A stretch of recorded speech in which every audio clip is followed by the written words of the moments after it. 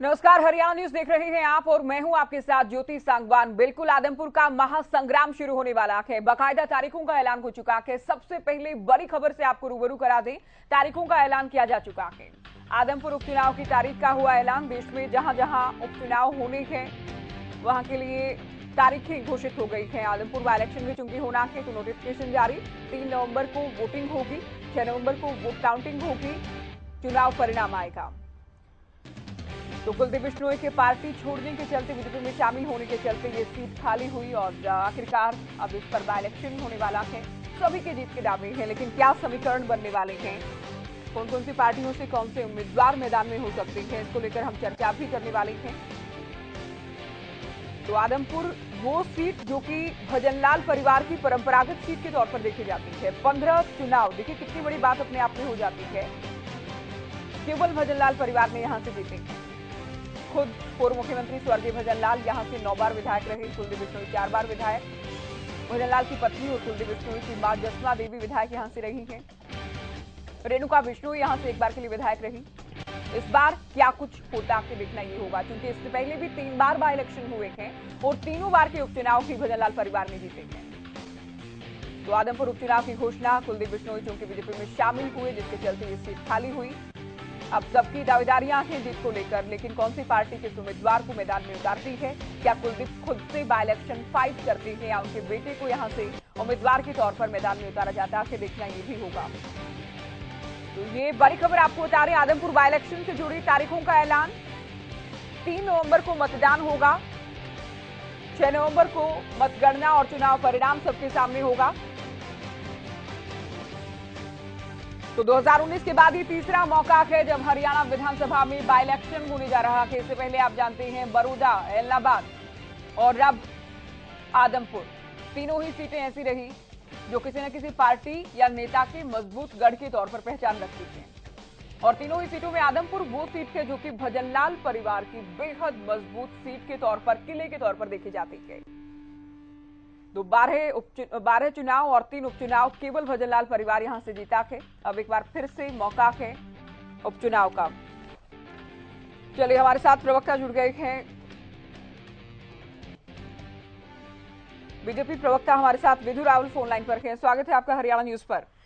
धन्यवाद जी, धन्यवाद जी। तारीखों का ऐलान हो चुका है, काउंटडाउन शुरू हो चुका है, कितनी तैयार है आपकी पार्टी? भारतीय जनता पार्टी केवल चुनावों में काम करने वाली पार्टी नहीं है। भारतीय जनता पार्टी सतत निरंतर काम करने वाली पार्टी है, जो 12 महीने काम करती है, महीने के 30 दिन काम करती है, हफ्ते के 7 दिन काम करती है और दिन के भी 12 से 18 घंटे काम करने की भारतीय जनता पार्टी के प्रत्येक कार्यकर्ता को आदत हो चुकी है, अभ्यस्त हो चुका है। भारतीय जनता पार्टी मौसमे में काम नहीं करती, ये निरंतर पांचों के पांचों साल काम करने वाली पार्टी है। तो उस नाते से हम हमेशा ही तैयार रहते हैं। हमारी गतिविधियां इस प्रकार से रहती हैं, हम जनता के बीच में रहते हैं, जनता के कार्यों में रहते हैं, कार्यकर्ताओं का समन्वय रहता है, आपस में निरंतर बैठकें रहती हैं हमारी।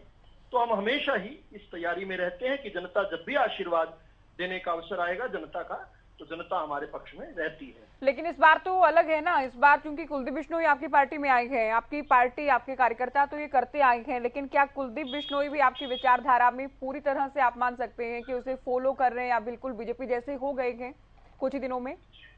देखिए ज्योति जी, कुलदीप बिश्नोई जी ने भारतीय जनता पार्टी के विचार को अपनाया है, उस विचार की श्रेष्ठता को अपनाया है और वो श्रेष्ठता के साथ वो आए हैं। किसी शर्त के साथ नहीं आए हैं, बिना शर्त के आए हैं। भारतीय जनता पार्टी का नेतृत्व तय करेगा कि वहां पर भारतीय जनता पार्टी किसके नाम से, किसके चेहरे को आगे रखकर वोट करेगी। कुलदीप बिश्नोई जी भी हो सकते हैं, कोई अन्य व्यक्ति भी हो सकते हैं। और कुलदीप बिश्नोई जी ने एक बार नहीं, बारंबार इस बात को सभी पत्रकारों के सामने भी कहा है, जनसभाओं में भी कहा है कि भारतीय जनता पार्टी जिस भी व्यक्ति को टिकट देकर यहाँ आदमपुर का चुनाव लड़ने के लिए भेजेगी, कुलदीप बिश्नोई और उनका परिवार उसका समर्थन करेगा। वो कुलदीप बिश्नोई जी भी हो सकते हैं, उनके परिवार से भी कोई हो सकता है और कोई अन्य व्यक्ति भी हो सकता है। अच्छा, नेता प्रतिपक्ष भूपेंद्र हुड्डा ये कह रहे हैं कि ये तो कांग्रेस का मजबूत गढ़ है, ये जो सीट है ये, और इस बार कांग्रेस ही जीत हासिल करने वाली है। दरअसल है इसका उल्टा। कांग्रेस का वहां पर कभी भी जो है, ये परिवार से बाहर कभी भी, भजनलाल परिवार की बात कर रहा हूं मैं, इस परिवार से बाहर कभी भी कुछ भी नहीं रहा। जब हम याद करेंगे कि जब हरियाणा जनहित कांग्रेस बन गई थी, चौधरी भजनलाल जी उस समय जीवित थे, उस समय से ही कांग्रेस का वहां पर निरंतर सुपड़ा साफ होता रहा। बीच में भी जब एक बार चौधरी भजनलाल जी ने कांग्रेस छोड़ी थी, उस समय भी भजनलाल जी पीछे थे।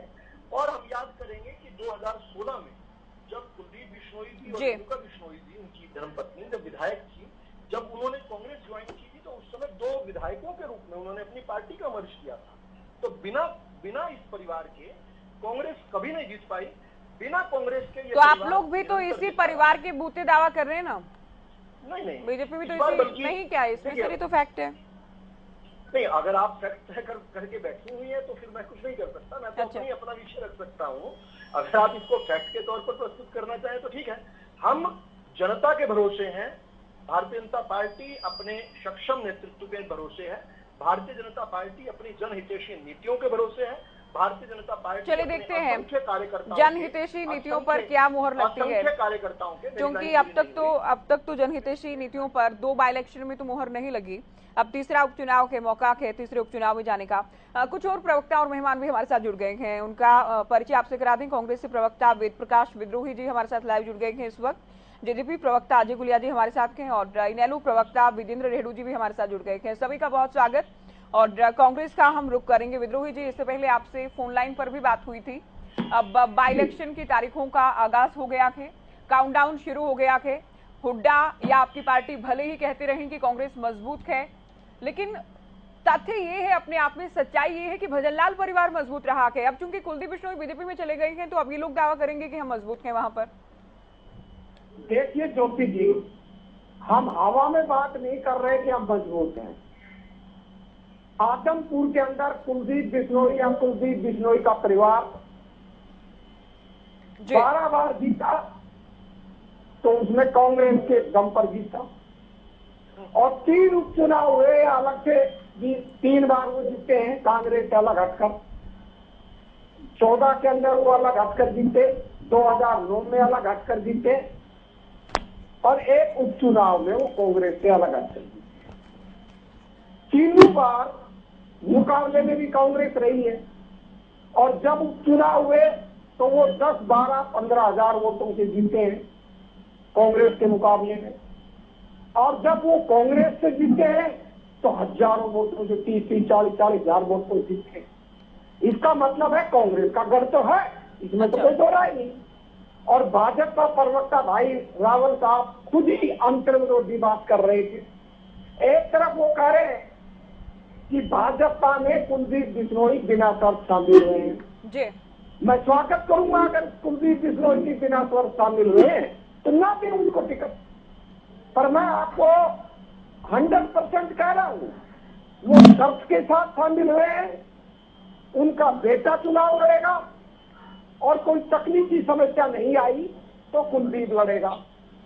और कुलदीप बिश्नोई के बेटे के खिलाफ लुकआउट नोटिस जारी था। ठीक है। और भाजपा की आगे बढ़ेंगे अभी। नाते ही वो लुकआउट नोटिस रातों रात गायब हो गया।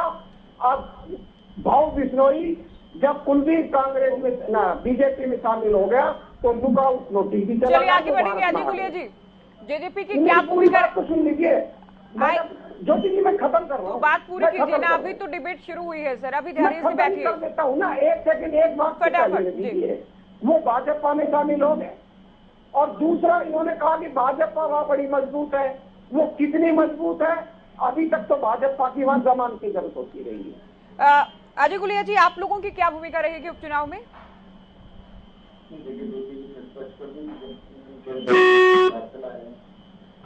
अब ये देखना है कि ये किसके इच्छा और जननायक जनता पार्टी की तरफ से आश्वस्त करते हैं कि गठबंधन का धर्म निभाने का काम करेंगे। और जो भी गठबंधन का प्रत्याशी होगा, चाहे वो भारतीय जनता पार्टी से हो या जननायक जनता पार्टी से हो, तो पूर्ण रूप से। अच्छा, ऐसी भी कोई संभावना है क्या? तो राजनीति हमने तो बड़ौदा में देखा सर, वहाँ आपका उम्मीदवार नहीं था।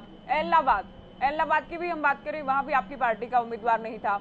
आदमपुर में तो चूंकि है कि भजनलाल परिवार मजबूत और बिश्नोई बीजेपी में आए हैं, तो क्या कोई संभावना है? तो देखिए, हम पहले जो बातें हुई इसके आधार पर ही बात करेंगे ना, अब तक तो ऐसा हुआ नहीं। बिल्कुल करेंगे तो संभावना तो ये है ना, हमारा सरकार में के हिसाब से हिस्सेदारी तय सारी चीजें मायने रखती है। चलिए, आपकी आवाज में अभी थोड़ा इशू है और उसी के आधार पर हम बात कर रहे हैं ना। बिश्नोई ही जीते थे, बिश्नोई ही बीजेपी में हैं, तो किस तरह की संभावना है कि जेजेपी का उम्मीदवार हो सकता है? रेणु साहब, आप बताएं कि इनेलो पार्टी कहां खुद को खड़ा पाती है आदमपुर बाई इलेक्शन में?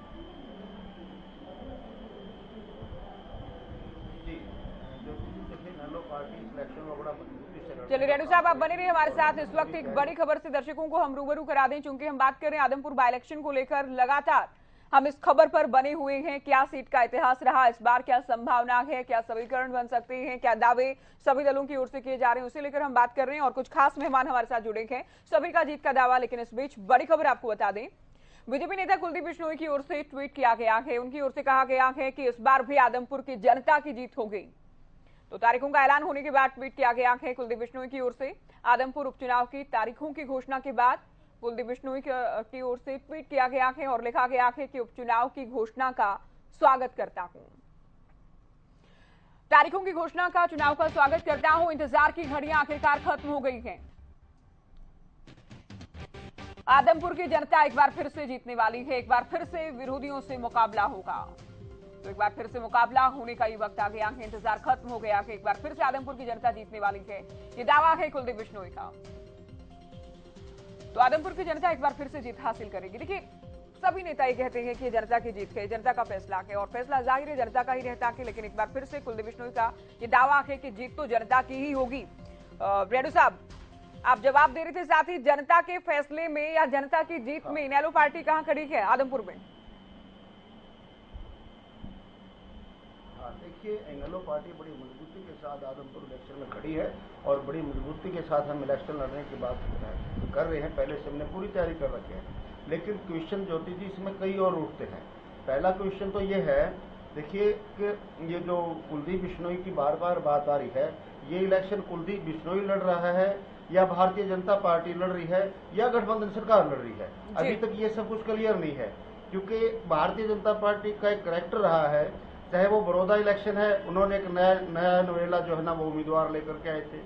इसी प्रकार से इलाहाबाद में इन्होंने एक बाहरी उम्मीदवार उतारने का, जो पार्टी से बाहर का था, गोपाल विनोद कांडा जी को लेकर के आए थे। अब ये आदमपुर का चुनाव आया है, अब भी ये बाहर का उम्मीदवार इन्होंने ताजा शामिल करके उसको चुनाव लड़ने की चर्चाएं जो मार्केट में चली हुई है, ऐसी चर्चाएं चल रही है। क्या भारतीय जनता पार्टी के पास कहीं भी उपचुनाव लड़ने के लिए नहीं, ये तो अपना ये उम्मीदवार नहीं, नहीं है? आपने बात तो सही कही। पहली बात तो बड़ौदा की, आप बाहर के उम्मीदवार की क्या बात कर रहे हैं? और दूसरा, ये तो कुलदीप बिश्नोई बीजेपी में आए तभी तो बाई इलेक्शन हो रहे हैं ना। ऐसा तो नहीं कि बाई इलेक्शन लड़ने के लिए कुलदीप बिश्नोई को बीजेपी में शामिल करा लिया गया हो।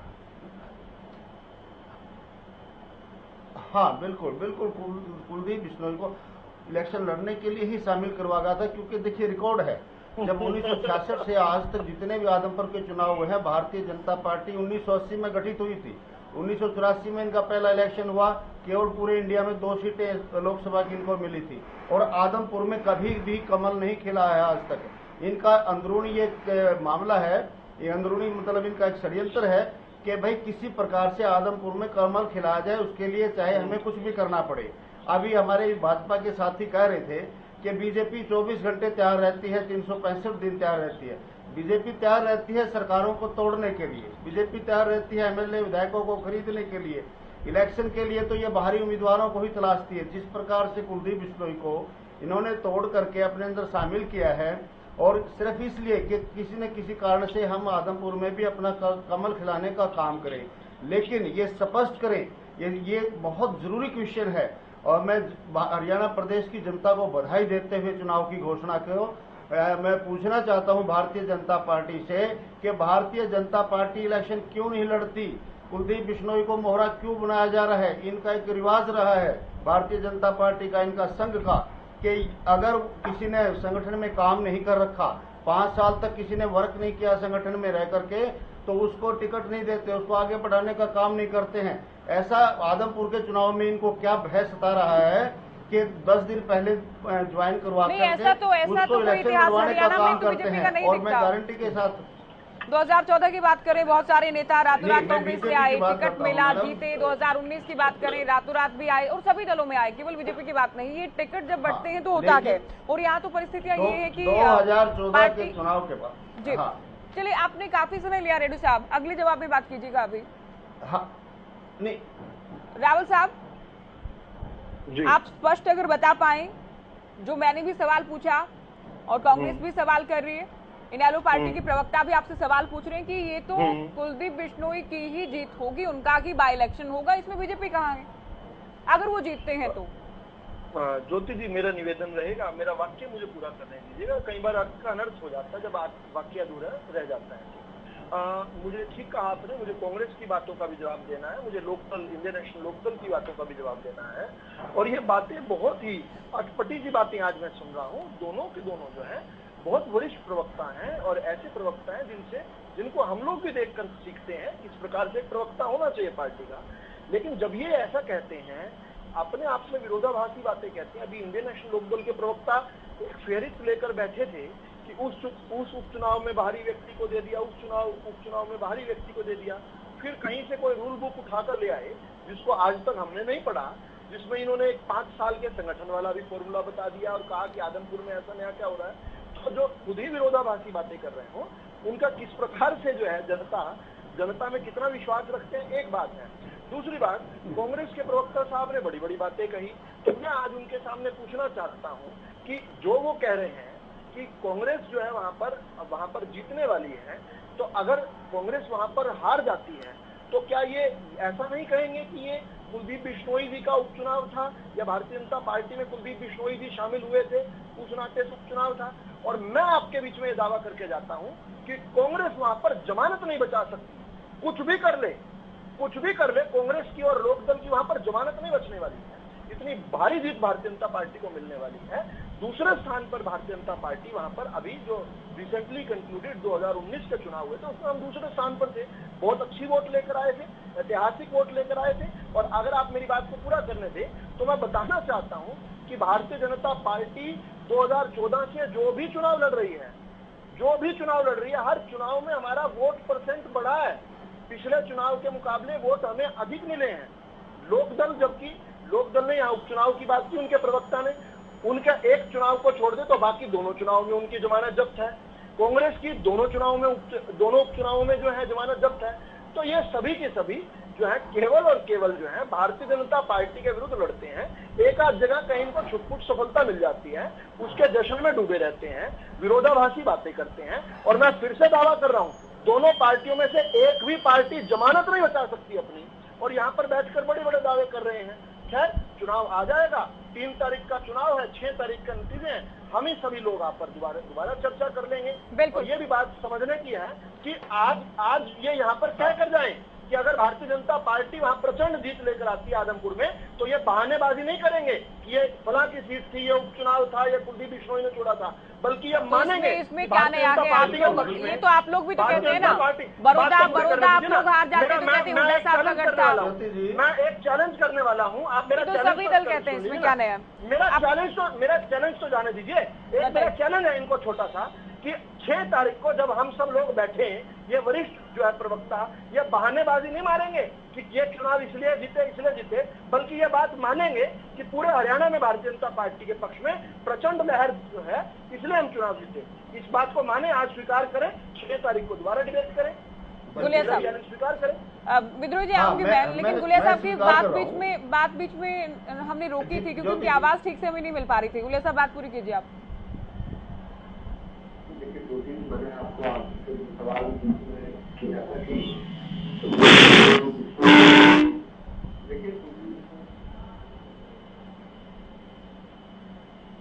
चलिए, अभी भी सर थोड़ी दिक्कत है, हम आएंगे।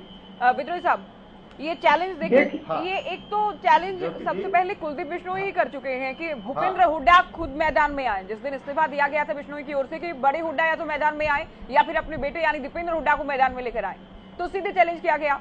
अब राहुल साहब कहते हैं कि अगर हार गए तो फिर उसके बाद बहाने मत खोजिएगा कि ये तो इसकी सीट थी, यहाँ तो वो मजबूत थे, परिवार मजबूत था। ज्योति जी, मैं ना तो लंबी फेंकता और ना भाजपा प्रवक्ता की तरह असत्य बोलता। उन्होंने कितना बड़ा सत्य बोल दिया कि 2 चुनाव हुए हैं, दोनों में कांग्रेस की जमानत जब्त हुई है। इतनी गलती भूल गए कि बड़ौदा में हम 9,137 वोटों से जीते थे। बिल्कुल। और भालू जो है वो हमारा एमएलए है बड़ौदा से उपचुनाव में, और इन्होंने हमारी जमानत जब्त करवा दी। मुबारक हो इनको। इन्होंने कहा कि हमने 2019 में ऐतिहासिक वोट दिए। आपने कितने ऐतिहासिक वोट दिए? दिवंगत सोनाली फोगाट जी इनकी उम्मीदवार थी, उनको 14,000 वोट मिले थे। 14,000 वोट को अगर ये ऐतिहासिक मानते हैं, इनको मुबारक हो। तीसरा, इन्होंने कह दिया कि मैंने जीत का दावा कर दिया। मैंने तो कोई दावा नहीं किया, जीत की तरफ तो मैं आया ही नहीं था। उससे पहले ही आपने तो मैंने 2 बात ये नोट की जाए, ये इनको कोई उम्मीद भी नहीं है। ये बहुत अच्छी बात कही, ईमानदारी की बात कही, अच्छी बात कर रहे हो वेद प्रकाश जी। आप बिल्कुल ठीक कह रहे हैं। आपने इस डिबेट में बता दिया। देखो, बीच में बोलेगा तो मैडम कोई बुलवा लीजिए, मैं तो चला जाता हूँ, मुझे कोई आपत्ति नहीं है। मैं किसी के बीच में बोलता नहीं। अगर मेरे बीच में भाजपा का प्रवक्ता बोलेगा तो मैं तो चला जाता हूँ, क्यों मैं की सूचू में। बोलिए भाई साहब, आप बोलिए, हम सुनेंगे। आप बोलिए, हम सुनेंगे। तो मैंने क्या कहा कि मैंने कुछ दावा किया ही नहीं था। जब दावा करूं तब आप कहना ना। आप तो दावा नहीं करते, लेकिन आपके बड़े नेता, अरे सर, हाँ, वो एक अलग हुड्डा क्यों, अलग विषय क्यों है? इन्होंने भूपेंद्र हुड्डा तो आज ही प्रेस वार्ता में उन्होंने कहा है, विद्रोही जी कह रहे बदलाव होगा, कांग्रेस जीतेगी। और अभी इससे पिछले बुलेटिन में आपने फोन लाइन पर कहा कि अवसरवाद को जनता हराएगी, हम जीतेंगे। अब आप कहते हैं दावा नहीं करता। सुन तो लीजिए, चैलेंज सुनते ही दावा खत्म। चैलेंज सुनते ही दावा खत्म। चैलेंज सुनते ही दावा खत्म। मैं चला जाऊँ क्या? आप ये आपकी धमकियां मत दिया कीजिए प्लीज। नहीं विद्रोही जी, ये तरीका ठीक नहीं आपका। चला जाऊँ ये क्या? नहीं, ऐसे नहीं। मैं इनको रोक दूंगी ना, मैं इनको रोक दूंगी, लेकिन आप ये कहेंगे मैं चला जाऊंगा, मैं चला जाता हूँ। आप क्यों चले जाएंगे? आप बात पूरी करके जाइएगा। आप बताइए क्या करूँगा? आप पेशेंस रखिए, थोड़ा धैर्य रखिए, धीरज रखिए। नहीं कि मैं झगड़े में पड़ूं। झगड़ा तो नहीं हो रहा ना सर? तो बीच में ना बोलने दे रहे। तो ठीक है, रोक देंगे। ये मैं रोक दूंगी। आप आपने ये तरीका अपना रखा है, मैं चला जाऊंगा। पहले जवाब में कहते मैं चला जाऊंगा। क्या आप चले जाने के लिए आते हैं, डिबेट पूरी करने के लिए आते हैं? इसलिए कह रहा हूँ क्योंकि मैं किसी के बीच में बोलता नहीं। अच्छी बात है आपकी, मैं तारीफ करती हूँ इस बात की। अभी जल्दी कंप्लीट कीजिए। करता हूँ ना, मैं ये स्वीकार करता हूँ कि कोई मेरे बीच में बोले। ठीक है, तो दावा मैं करूंगा। ज्योति जी, मैंने कहा, मैंने ये नहीं कहा कि मैं दावा नहीं करूंगा। मैंने कहा अभी तक मैंने दावा नहीं किया। पिछले बुलेटिन में मैंने किया था और इस बुलेटिन में मैं करूंगा दावा। ऐसी बात कह रहा हूँ मैं दावा। आप जल्दी कीजिए ना, दावा क्या करेंगे? वाइंड अप के बाद करेंगे क्या? विधानसभा चुनाव कुलदीप बिश्नोई के लिए वाटरलू साबित होगा। यही बात मैंने पिछले बार आपको कही थी फोन पर, और यही बात मैं आपको कह रहा हूँ, क्योंकि पहली बार कुलदीप बिश्नोई परिवार के जो परंपरागत वोटर थे उनमें भारी दरार आ रही है। आपने खुद बताया, परसों ही सैकड़ों लोग उनके परिवार के कट्टर समर्थक कांग्रेस में शामिल हुए। ठीक है सर, भाजपा के जो आपने दावा भी कर लिया और बात भी कह दी। अभी आप रुकिए, आपने नहीं ऐसे नहीं ना सर, कहा ना, मैंने किया नहीं था। आपने कर लिया ना। ठीक है, आपने जो कहा, अभी डिबेट को आगे ले जाऊं मैं। अभी रेडू साहब इंतजार कर रहे हैं, वो भी तो बड़े धैर्य से सुन रहे हैं ना। चाहिए मेरी आपत्ति, देखिए ज्योति जी, मेरी आपत्ति ये थी कि करने से पहले आप मेरे मुंह में क्यों डाल रहे हो? जब मैं कर लूं तब आप अपनी बात कहना। आप कह सकते हैं अगली बार जब इनका नंबर आएगा तब मेरे जाओ तो जल्दी बात पूरी कीजिए ना। ये बाय इलेक्शन के बाद दावा करेंगे क्या सर? इतना टाइम तो आपको दिया। वाटरलू साबित होगा। ठीक है, आपने कह दिया। ज्योति जी, अगर ये चुनाव हार गए तो बहानेबाजी तो नहीं करेंगे? हमारी जमानत जब, अरे भाई रावल जी, भाई साहब, ये हमारे पक्ष में लहर बह रही है, इस बात को स्वीकार करेंगे ना? करे मुकाबले नहीं, हमारे चुनाव जीत गए तो ये स्वीकार करेंगे ना कि हमारे पक्ष में, भाजपा के पक्ष में लहर चल रही है, इसको स्वीकार करेंगे ना? जब आपका, अरे भाई, जब आपका उम्मीदवार जीतेगा तो निश्चित रूप से आपको बधाई देंगे। नहीं, स्वीकार करेंगे ना, बहानेबाजी तो नहीं करेंगे। इसको वन ऑफ इलेक्शन तो नहीं कहेंगे, इसको चुनाव तो नहीं कहेंगे। जनता जिसके समर्थन में वोट देगी उसमें क्या बहानेबाजी। हम इलाहाबाद में हारे, हमने तो कोई बहानेबाजी नहीं की। दुकानता से स्वीकार किया था कि हम हार गए। चलिए आगे बढ़ेंगे विद्रोही जी। जनता सर्वोच्च अभी आप रुकेंगे, आपकी सारी बातें हमने सुन ली है। फैसले के सामने बिल्कुल कुलदीप बिश्नोई भी कह रहे हैं कि जनता उन्हें ही जिताने वाली है, जनता उन्हें आशीर्वाद देगी। आप रुकिए सर, आप रुकिए ना, रुकिए अभी सुनिए रेडू साहब। जिन बाई इलेक्शन से जो पार्टी का बुरा चुनावी दौर शुरू हुआ, उसमें आप लोकसभा की बात कर लें, उसके बाद विधानसभा की बात कर लें, एकमात्र सीट पर आप लोग रह गए। हालांकि उसी सीट पर बाई इलेक्शन होता है जहां पर आप लोग मजबूत हैं और जीत हासिल कर लेते हैं, वो कोई बहुत बड़ी उपलब्धि भी उसे हम नहीं मान सकते। लेकिन इस बार के बाई इलेक्शन में क्या खुद के मुकाबले ही थोड़ा बेहतर कर पाएंगे पिछली बार के मुकाबले? हाँ ज्योति जी, आप एक बात देखिए, 2014 में पार्टी का कितना बढ़िया प्रदर्शन था। कांग्रेस से ज्यादा सीटें थी, हमारी 19 सीट थी, जबकि कांग्रेस 15 सीटों पर सिमट करके रह गई थी। 2019 में जो स्प्लिट हुआ, 2018 में जो पार्टी का विभाजन हुआ, उससे हमारे को एक बड़ा सेटबैक लगा था। लेकिन उस सेटबैक से उभर करके आज Indian National Lokdal party Haryana प्रदेश में बड़ी मजबूती के साथ खड़ी हो चुकी है।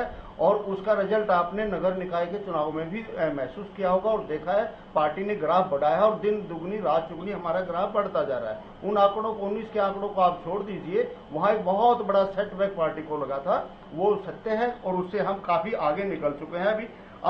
अभी हमारे भाजपा के प्रवक्ता विधु राहुल जी बड़े विद्वान हैं और बड़े आंकड़ों के साथ अपनी बात को रखने का भी काम करते हैं, ये मैं मानता हूं। लेकिन आज इन्होंने पता नहीं क्यों जानबूझ करके इतनी बड़ी झूठ बोल दी कि हरियाणा प्रदेश में 2 बाई इलेक्शन हुए और दोनों में दोनों पार्टियों की जमानत जब्त हुई। अरे भाई, इलाहाबाद के इलेक्शन में हम 10,000 गेन करके वोट जीते हैं। पहले 58,000 पे जीते थे, इस बार हम 66,000 वोटों से जीते हैं। तो जमानत कहाँ जब्त हुई? पता नहीं आज ये आंकड़े क्यों भूल करके आए हैं। नया चुनाव की घोषणा हुई है, शायद इनको ध्यान नहीं रहा होगा। कोई बात नहीं, हमने एक जीता है, एक लूज किया है। और जहां आदमपुर के इलेक्शन की चेतावनी देते हैं विद्रोही जी तो आपकी चेतावनी को स्वीकार नहीं कर पाए। मैं आपकी चेतावनी को सशर्त स्वीकार करता हूं।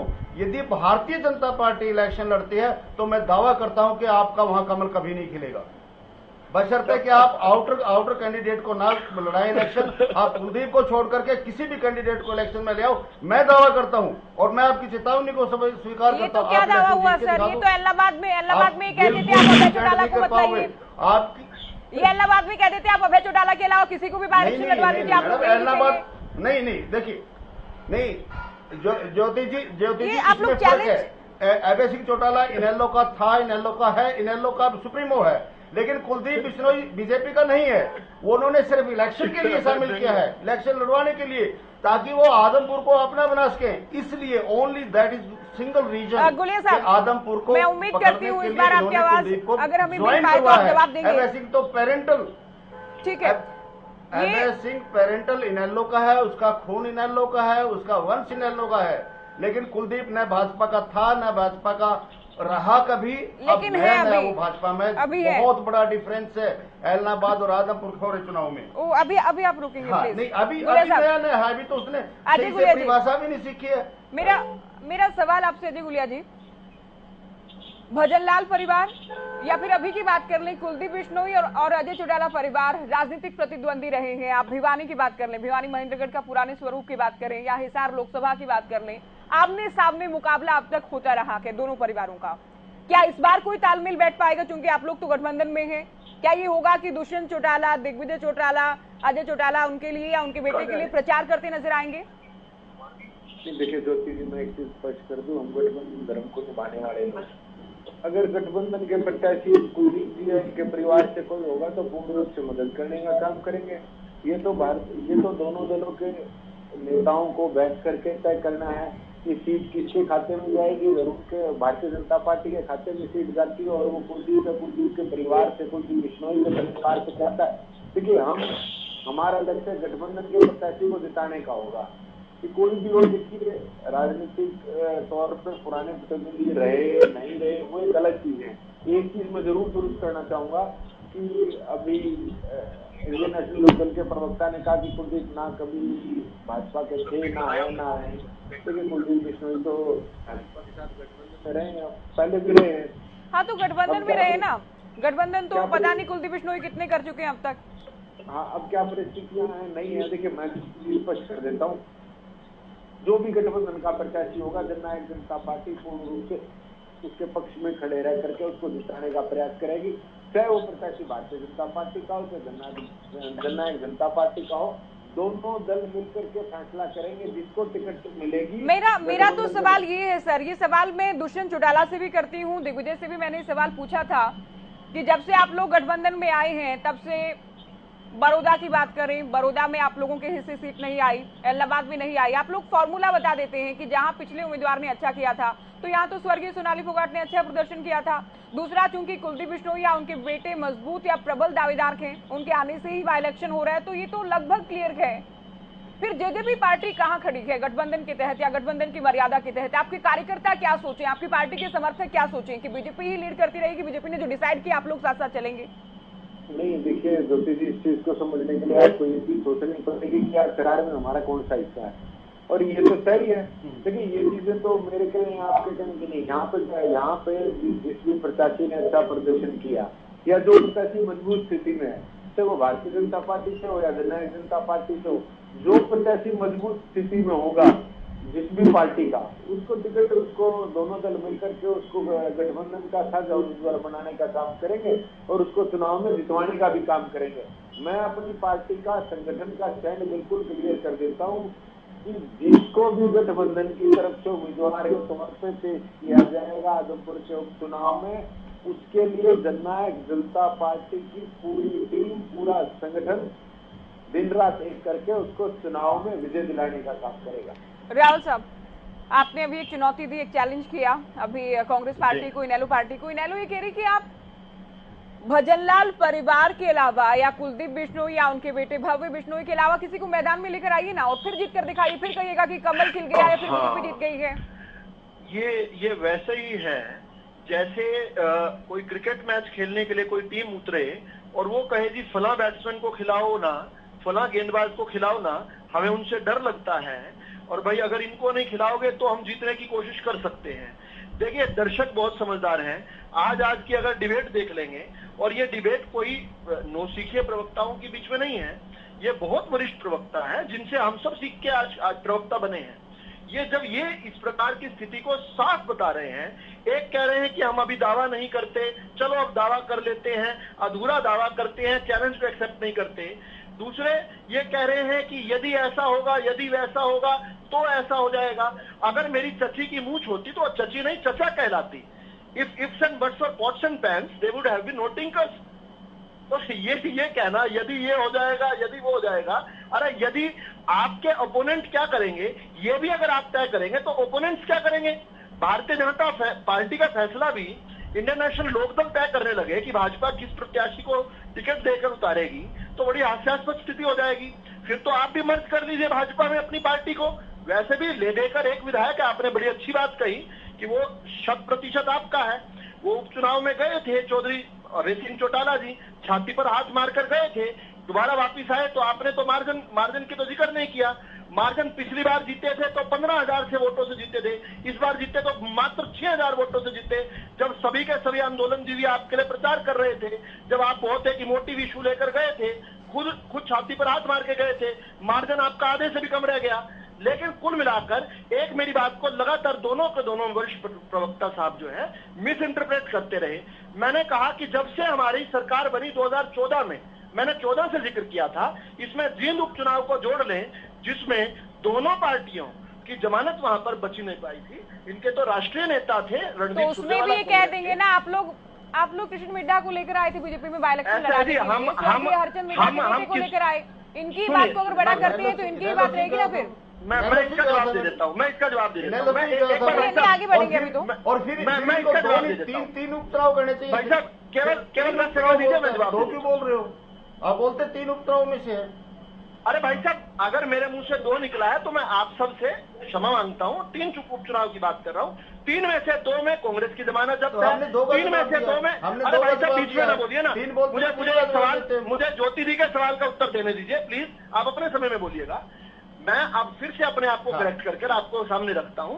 3 में से 2 में कांग्रेस की जमानत जब्त हुई है, 3 में से 2 में इंडियन नेशनल लोकदल की जमानत जब्त हुई है और दोनों का इकट्ठा वोट एक कैंडिडेट को मिलता है, तो भारतीय जनता पार्टी को थोड़े मार्जिन से जो है ये जीते हैं दोनों, जो एक इंडियन नेशनल लोकदल, तीनों जगह पर भारतीय जनता पार्टी पहले और दूसरे स्थान पर रही है। जल्दी डिबेट छोटे जवाब आपने कहा कि अंदर से ले लिया, बाहर से ले लिया। अरे साहब, ये तो भारतीय जनता पार्टी है, भारत की जनता की पार्टी है, 18.5 करोड़ इसके तो समर्थक हैं केवल। तो हम जिसको भी उम्मीदवार बनाएंगे, जो भारतीय जनता पार्टी की नीतियों में चलने वाला व्यक्ति होगा, जिसको भी उम्मीदवार बनाएंगे, जनता उसको आशीर्वाद देगी। वेद प्रकाश जी बोलिए, आप बोलिए। देखिए, फिर असत्य बोल रहे हैं। केंद्र का चुनाव हम हारे, निश्चित रूप से हारे, पर रणदीप सुरजेवाला की जमानत नहीं जब्त हुई, ये गलत तथ्य रख रहे हैं। लेकिन स्थिति क्या थी वो तो है ना सबके सामने। तो असत्य बच गई थी जमानत, माफी चाहूंगा, बच गई थी जमानत राष्ट्रीय प्रवक्ता की आपके। मैं राजनीति छोड़ दूंगा। हाँ, 500 वोट ज्यादा आ गए थे, जमानत बच गई थी। सुरजेवाला की जमानत जब्त हुई हो तो 500 वोट ज्यादा आ गई थी, 500-600 वोटों से जमानत बच गई थी। मैं भी तो यही कह रहा हूँ। तो ये चलो ठीक है, वो स्थिति लगभग वैसी ही थी ना, जमानत जब्त होने जैसी ही। हाँ, बोलिए। चलिए गुलिया साहब, हाँ जी। पिछली बार आपने कहा कि गठबंधन के तहत ही हम चुनाव लड़ेंगे और जो भी उम्मीदवार होगा, जिस भी उम्मीदवार को नहीं। विद्रोही जी, आप फोन रिसीव मत कीजिए, फोन देखिए डिबेट के बीच में फोन मत उठाइए। जरूरी फोन आ गया था, माफ कीजिएगा। गुलिया साहब, गठबंधन के तहत लड़ेंगे, लेकिन देखिए उचाना की बात करें, वहां जो राजनीतिक प्रतिद्वंदी होते थे, चौधरी वीरेंद्र सिंह की बात करें, चूंकि बीजेपी में वो हैं, आप लोग गठबंधन में आ गए हैं। यहाँ भजनलाल परिवार की बात करें, बीजेपी में आ गए हैं, आप लोग गठबंधन में हैं।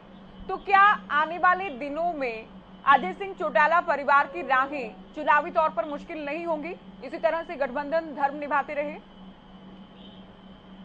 देखिए, मैं एक चीज मानता हूँ ज्योति जी,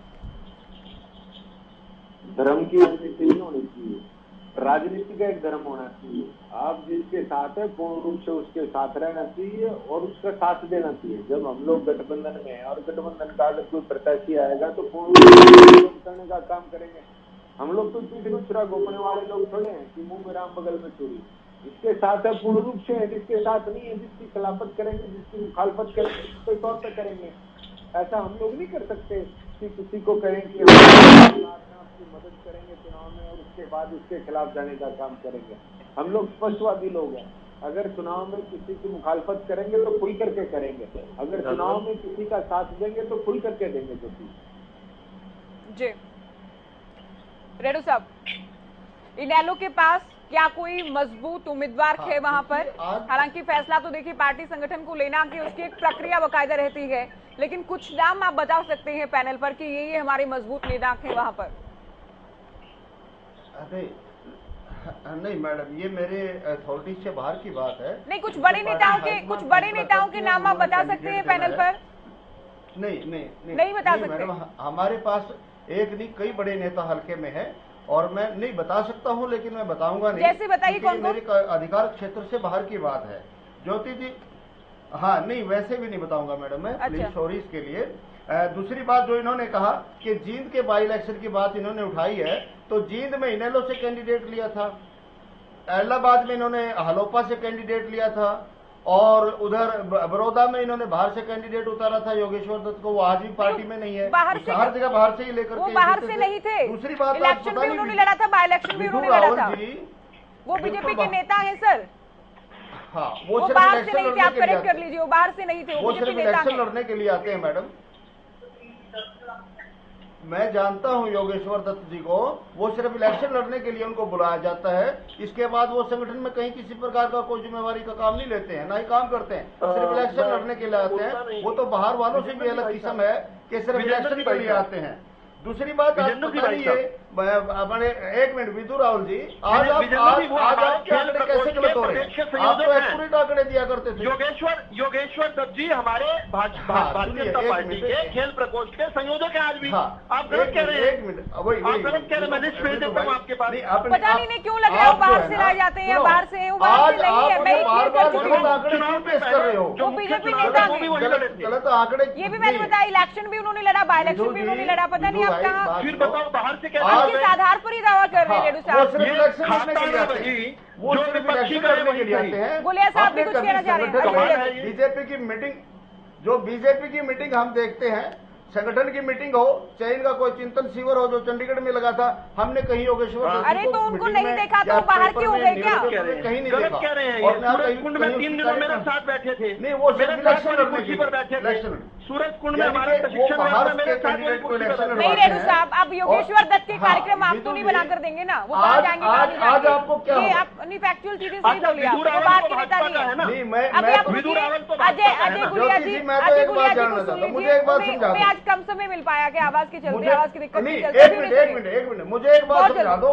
आज ये आंकड़े गलत कैसे दे रहा है विदुर रावल? विदुर रावल तो बड़े आंकड़े लेकर के आए थे, सारे ही आंकड़े गलत दे रहा है कि 6000 वोटों से नहीं जीते विदुर जी। हम इलाहाबाद को हम 10,000 वोटों से जीते थे, आप 6,000 कैसे करे हो? और 10,000 वोट एक्स्ट्रा बढ़ी है हमारी, मार्जिन की क्या बात करेंगे जब हम पहले से फालतू वोट लेकर के है। आपने 6,000 कैसे कह दिया? अच्छा, इसको नहीं, चैलेंज कर हम लेंगे। 9,000 समथिंग वोटों से अजय जीते गुलिया हैं। जी, 58,000 अभी जल्दी जल्दी बात पूरी कीजिए, ये नहीं, बातों को खींचेंगे नहीं आप अभी के लिए। भाजपा की कितनी वोट थी वहां पर? हलोपा की कितनी वोट थी वहां पर बताइए आप? और इनेलो की कितनी थी बताइए आंकड़े? रेणु साहब अभी अभी सुनिए, शांति से सुनिए। ज्योति जी, देखिए कांग्रेस और इनेलो की तरफ से एक बार बार भारी भारी भारी की बात कही जा रही है। भाई मैंने नहीं कही, मेरी तरफ से मत कहिए, मेरा नाम मत लीजिए, मेरा नाम मत लीजिए, मैंने नहीं कही, मैंने नहीं कही यार, मेरा नाम क्यों लेते हो बीच में? आदमपुर में आज जो सबसे बड़े भोपू बने बैठे हैं वो जयप्रकाश जी, वो क्या कभी से कांग्रेस के अंदर रहे हैं? कांग्रेस की तो हमेशा मुखालफत करते थे, कांग्रेस के नेताओं को मन भर भर के गालियां देते थे। आज वो जयप्रकाश जी के सबसे बड़े स्टार प्रचारक, और मुझे तो लगता है पता नहीं क्या प्रत्याशी होंगे, नहीं होंगे, क्या होंगे। तो इस प्रकार की टिप्पणी दूसरे के ऊपर ना करें। और जिस प्रकार की अमर्यादित भाषा का प्रयोग है कांग्रेस के लोग आजकल वहां कर रहे हैं आदमपुर के अंदर, तो ये तो स्पष्ट रूप से आदमपुर का माहौल खराब करने का प्रयास है। मैं एक चीज जरूर कहना चाहूंगा, देखिए चुनाव लोकतंत्र का पर्व है ज्योति जी, और जो भी कैंडिडेट आए डेट तय करने का निर्णय आदमपुर की जनता का है।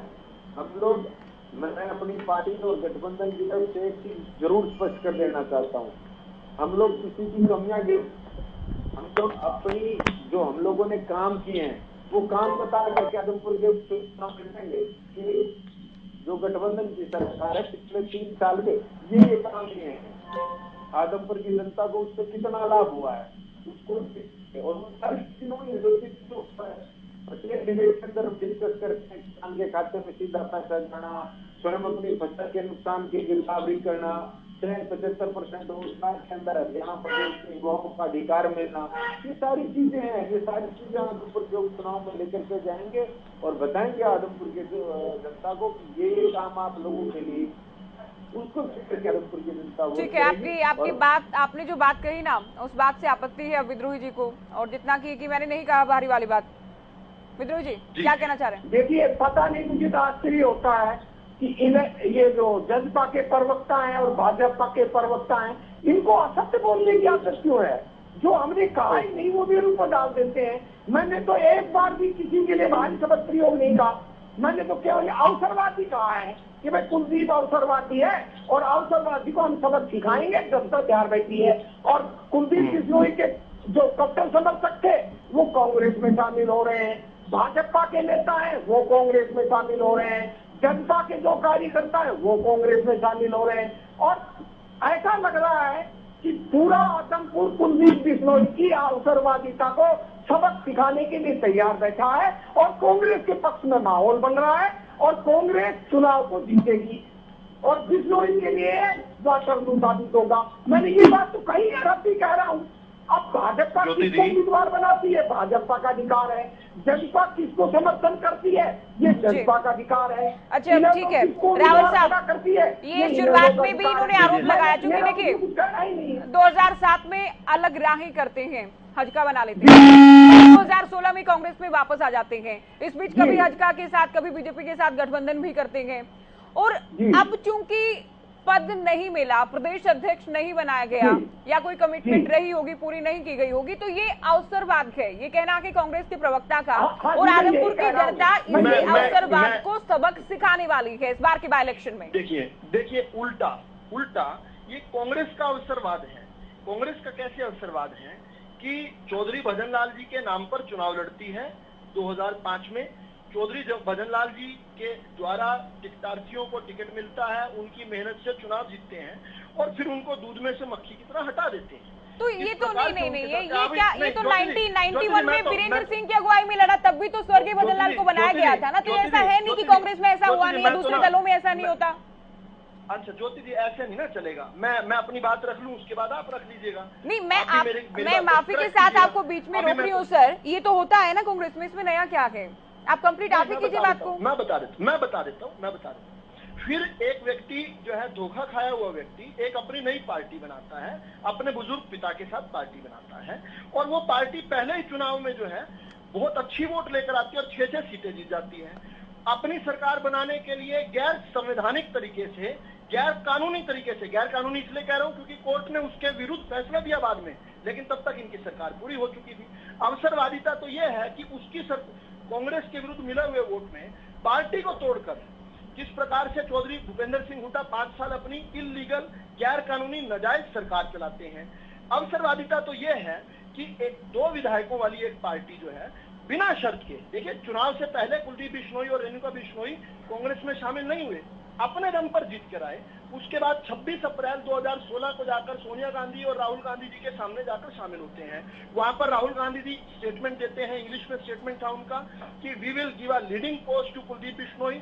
अब वो लीडिंग पोस्ट का क्या हिंदी का अनुवाद होता है बता देंगे राहुल गांधी जी। उनको इतने वर्षों तक कुछ नहीं देते। फिर अभी ताजी उनकी 20 अप्रैल 2022 को उनकी मुलाकात होती है राहुल गांधी जी से। उस समय वो कहते हैं कि I see a great future in Kuldeep Bishnoi. तब तक कोई लुकआउट नोटिस की बात नहीं हो रही, तब तक किसी ईडी सीबीआई की बात नहीं हो रही, तब तक किसी अवसरवादिता की बात नहीं हो रही। अब जब उनको धोखा दे देते हैं उसके बाद भी वो कहते हैं कि मैं एक बार राहुल गांधी जी से मिलना चाहूंगा। 3 महीने तक उनको समय नहीं मिलता। उसके बाद आकर वो अपना एक तो फिर तो मजबूर होकर आए ना, फिर मजबूर होकर बीजेपी में आए। इसमें विचारधारा या सिद्धांतों वाली क्या बात है कि बीजेपी की विचारधारा इसमें विचार है ना, इसमें विचार है ना जो सीधा विचार दिखता है। मैं एक और बात कहना चाहता हूँ, अभी कंप्लीट नहीं कर सकती, टाइम कम है। आंकड़े की बात देना चाहता हूँ जो विजेंद्र रेड्डी जी ने आंकड़ा दिया, वो आंकड़ा उनको एक बार बता दूं। उन्होंने पता नहीं 9,000 कभी 10,000 कभी कुछ बता रहे थे। तो अभी जो एलनाबाद का उपचुनाव था उसमें अभय सिंह चौटाला जी को वोट मिली थी 65,897। चलिए अब एलनाबाद को लेकर आप दोनों कई बार, ये गलत है बात, मुझे बताने दीजिए, 1 मिनट लगता है। कितनी बार तो बता गोविंद कांडा नहीं बता पा रहे, 1 मिनट ज्योति जी रुक जाइए। गोविंद कांडा जी को वोट मिला 59,189। अब इसमें सब्सट्रैक्ट कर दीजिए, अगर ये 6700 वोट से ज्यादा है तो मुझे गणित नहीं आता, इनको गणित ये क्लियर है कि पिछली बार से कम मार्जिन रहा, इसमें कोई दौराय नहीं है।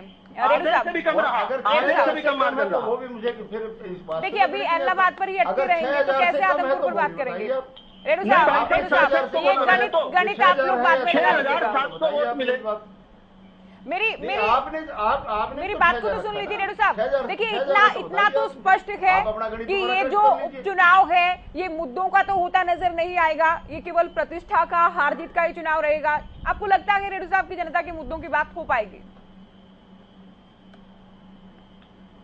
बिल्कुल ज्योति जी, जिस प्रकार से इस 8 साल के शासनकाल में जनता ने महंगाई से मारा है, जनता जो है ना इन्होंने मारने का काम किया, भ्रष्टाचार से, करप्शन से, बिजली की, बेरोजगारी की, इतनी सारी ढेर सारी समस्याएं हैं।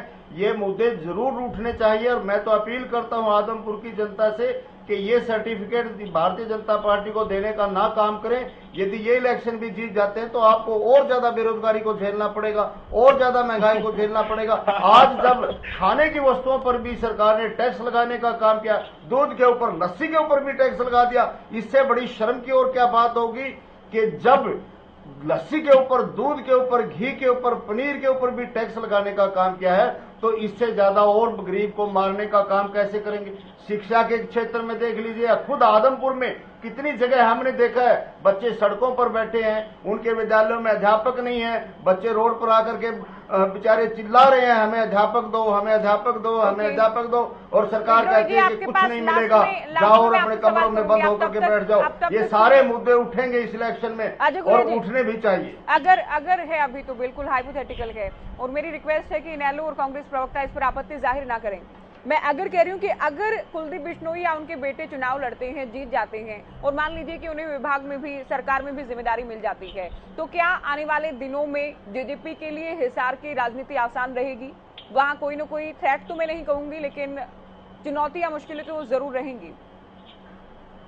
देखिए ज्योति जी, हम चुनौतियों से डरने वाले लोग, और देखिए ये तो लोकतंत्र की खूबसूरती है, जो बेहतर काम करेगा उसके लोग साथ खड़े होंगे, और हम लोगों ने बेहतर काम करके दिखाया। दुष्यंत जी ने बेहतर काम करके दिखाया, बतौर सांसद भी उन्होंने बहुत बेहतरीन काम करा, और आज प्रदेश के उप मुख्यमंत्री के तौर पर भी वो काम कर रहे हैं। उनको जज करने का अधिकार तो हरियाणा प्रदेश के लोगों को है। जो रिजल्ट आ रहे हैं, जिस प्रकार से फीडबैक हमें मिल रहा है कि दुष्यंत जी के काम की लोग सराहना करते हैं, और जो बेहतर काम करेगा निश्चित तौर पर जीत की होगी, और हमारा प्रयास है कि बेहतर काम करें, बेहतर तरीके से लोगों की सेवा करें। लोग समय कम है विद्रोही जी, 3 साल सरकार को होने वाले हैं, और 3 साल पूरे होते ही जस्ट उसके बाद बाई इलेक्शन में जाना है। अगर जीत जाता है गठबंधन, तो क्या इसे सरकार के कामकाज पर मोहर मानेंगे, या फिर भजनलाल परिवार की ही जीत से मानेंगे? देखिए ज्योति जी, पहले तो मैं बीजेपी की धड़ाधड़ झूठ पे एक शब्द कहूंगा। 2005 में कांग्रेस ने भजनलाल जी को मुख्यमंत्री पद का उम्मीदवार नहीं बनाया, वो झूठ बोल रहे हैं। हाँ, वो कांग्रेस के प्रदेश अध्यक्ष थे, हाँ थे प्रदेश अध्यक्ष। बिल्कुल। और दूसरी बात ये कह रहे हैं राहुल गांधी ने लिमिट रोल की बात कही, उनको CWC मेंबर बनाया, और मेरे पास तो लिखित है, आप कहे तो मैं इसी कार्यक्रम में दिखा देता हूँ। भाजपा ने तो उन्हें मुख्यमंत्री पद का उम्मीदवार घोषित किया सितंबर 2011 में, और धोखा देकर उसको गठबंधन तोड़ दिया। तो ये धोखेबाज जाता है या हम धोखेबाज? अब आपके सवाल का जवाब देखिए, मुझे नहीं लगता कुलदीप बिश्नोई ये चुनाव को जीत पाएंगे, और ये कटु सत्य है। अगर भाजपा वहां जीत जाएगी तो ये भाजपा के चुनाव पर मतलब शासन पर कम संग्रह होगा मतदान। ये कुलदीप बिश्नोई का प्रभाव और कुछ भाजपा की वोट, इन दोनों को मिलाकर जीत हो सकती है, पर भाजपा का वहां कोई वजूद नहीं है आदमपुर के अंदर, ये कटु सत्य है। चलिए, सभी का बहुत शुक्रिया चर्चा में वक्त देने के लिए, बातचीत करने के लिए। तो सभी प्रवक्ताओं को आपने सुना। आदमपुर बाई इलेक्शन में सभी के जीत के दावे हैं, लेकिन आदमपुर की जनता क्या तय करने वाली है, क्या मुद्दों को लेकर बात होगी? क्या भजनलाल परिवार एक बार फिर से, भजनलाल परिवार से चाहे कुलदीप बिश्नोई की बात करें या उनके बेटे भव्य बिश्नोई की बात करें, अगर वो मैदान में आते हैं तो क्या उनकी जीत होगी? गठबंधन का तालमेल किस तरह का नजर आता है, और दूसरे दलों से कौन कौन मजबूत चेहरे या उम्मीदवार सामने होंगे, ये भी देखना बेहद दिलचस्प होगा। फिलहाल दीजिए इजाजत, नमस्कार।